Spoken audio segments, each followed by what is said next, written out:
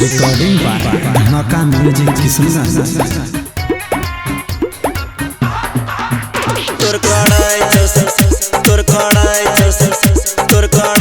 सामान गुजगे कौन छौड़ा छौरी कैने छलो युजगे कौन छौड़ा छौरी कैने छलो युजगे तोर कराय छ सामान गुजगे तोर कराय छ सामान गुजगे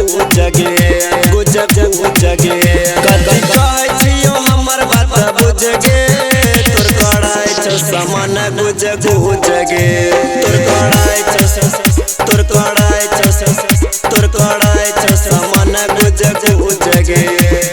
डीजे विकास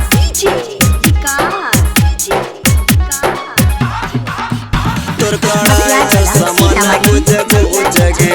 तोर कराय छ सामान गुजगे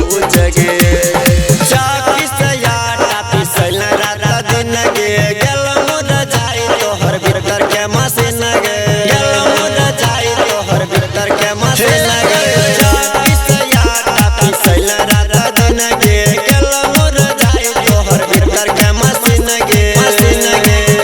तोहर ऊपर वाला छाला बड़ी लुझगे तोहर ऊपर वाला छाला बड़ी लुझगे तोहर ऊपर वाला छाला बड़ी लुझगे तोर कराय छ सामान गुजगे तोर कराय छ सामान गुजगे डीजे विकास तोर कराय छ सामान गुजगे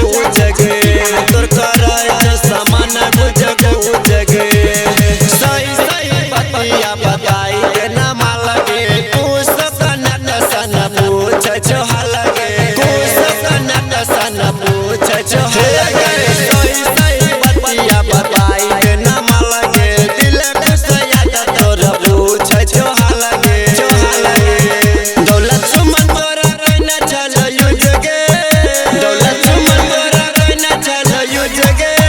अधिक बिकिया छौड़ा कइना चल युजगे तोर बुझाय छ सामान गुजगे